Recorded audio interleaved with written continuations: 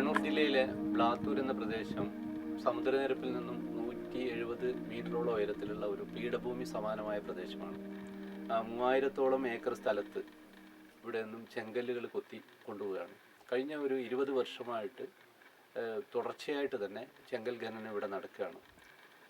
ഈ ഗ്രാമത്തിലെ തന്നെ ഒരു സ്വകാര്യത, അല്ലെങ്കിൽ അവിടെ ഉണ്ടായിരുന്ന ജലത്തിൻ്റെ പ്രശ്നങ്ങൾ ഒക്കെ ജനങ്ങളിൽ ചെറിയ ഭയം ഉണ്ടാക്കാൻ തുടങ്ങി. വലിയ ലോറികൾ രാത്രികളിൽ വന്ന് അതിലേക്ക് 24 മണിക്കൂറും ലൈറ്റൊക്കെ ഇട്ടുകൊണ്ട് ചെങ്കൽ ഖനനം നടക്കുന്നതോട് കൂടിയിട്ട് ഒരു ഗ്രാമത്തിൻ്റെ ഒരു സ്വച്ഛതയും ഒരു സ്വകാര്യതയും ഒക്കെ നഷ്ടപ്പെട്ടുകൊണ്ട് 3000-ഓളം അന്യസംസ്ഥാന തൊഴിലാളികൾ ഇവിടെ വന്ന് തൊഴിൽ തുടങ്ങി. അതോടുകൂടി ഉണ്ടായിരുന്ന ഒരു ഭയം ജനങ്ങളിൽ ഉണ്ടാവുകയും കുടിവെള്ളത്തിൻ്റെ ഒരു ചെറിയ പ്രശ്നങ്ങൾ ഇതിന് ബന്ധപ്പെട്ടുണ്ടാവും എന്നുള്ള ഒരു അറിവുകളുടെ ഭാഗമായിട്ട് ചെറിയ സംഘങ്ങൾ രൂപീകരിക്കപ്പെട്ടു. ചെങ്കൽപ്പാറ പരപ്പുകളെ പറ്റിയിട്ടുള്ള പൊതുജനങ്ങളുടെ ഒരു പൊതുവികാരം എന്ന് പറയുന്നത് അതൊരു ഉപയോഗശൂന്യമായിട്ടുള്ള തരിശ് ഭൂമി എന്നാണ്.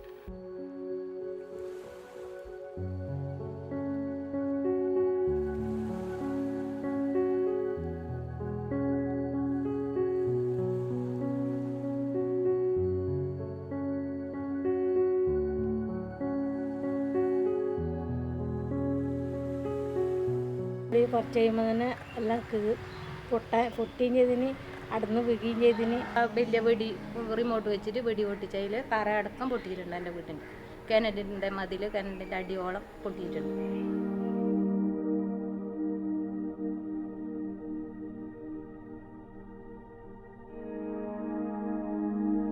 Actually, both this Kasaragod and Kannur districts are always the drought prone.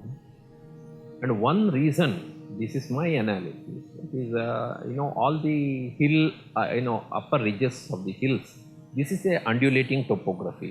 You have hillocks, big hillocks, then plains and valleys like that.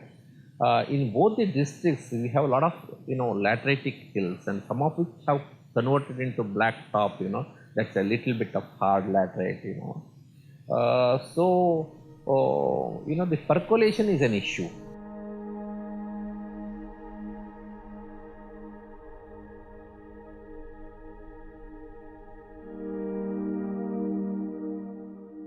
The criticality with reference to the ecosystem services, mainly the services in the form of freshwater supply.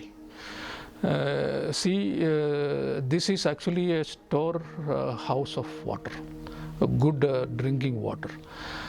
Our studies in Madaipara region shows this the sole water supply for the people around in that village. Because of that, they conserve it. So they also know a bare rock will not conserve water.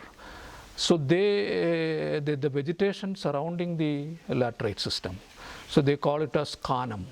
And also they have the vegetation where the worship is concerned is called cow, sacred groves. So people conserve vegetation with reference to the cultural kind of lineage, like a sacred groves. But the kanams conservations mainly because of this water supply, because they know this laterite system along with the green vegetation is important for conservation of water. This is also the kind of habitat for many diversity. For example, if you see the fish, the people have recorded I think some 20 different freshwater species from this ecosystem, and some 11 or 14 species of frogs, and several species of birds, and some 500 species of angiosperms, and these are seasonal.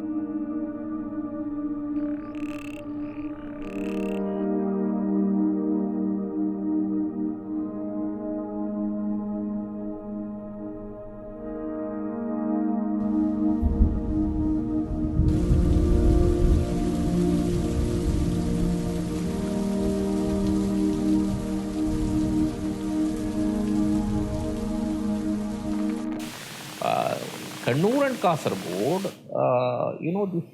another reason, apart from this latericity, this one is that the Tulavarsham is significantly low compared to the rest districts of Kerala.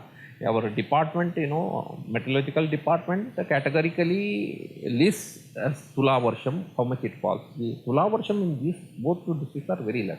So what is Tula Varsham? Tula Varsham is the last possible recharge before we enter into a hard time. So it's very crucial. So this lack of Tula Varsham plus a good lateritic cap makes us drought prone.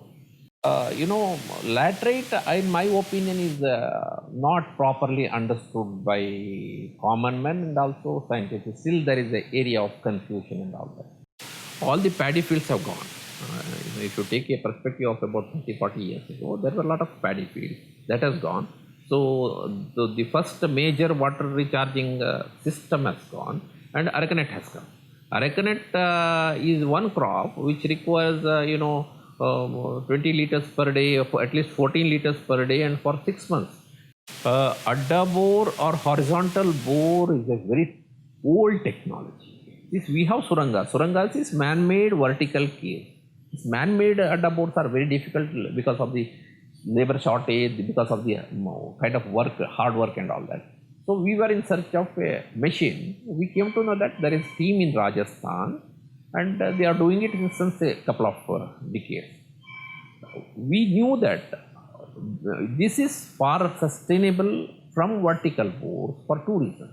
Number one, you are not drilling through a hard rock.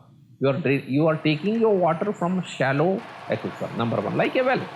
And second thing, it is with the conscious effort, it's very easy to recharge this, unlike a bore well. And second thing, this is not suited to all the areas like thickly populated Kerala's inhabitations and all that. It is not advisable. But relatively in middle class areas and maybe a person having 2-3 acres, 5 acres like that, legally speaking, it will draw water almost from your own area, and you won't be a target of neighbor's curse also.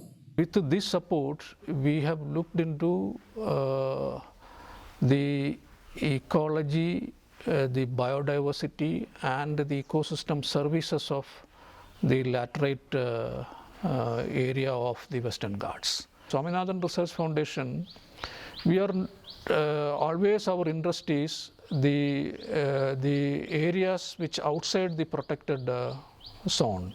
For example, the Western Ghats, there are some 6 to 8% of the Western Ghats is protected legally. But if you take laterite, it is totally is out of the protected areas. The management of this kind of a system is possible only through the people's partnership and so on. The problem here is how do we mainstream the biodiversity concerns or biodiversity needs, not concerns actually, biodiversity and ecosystem conservation needs into development. This is a big issue.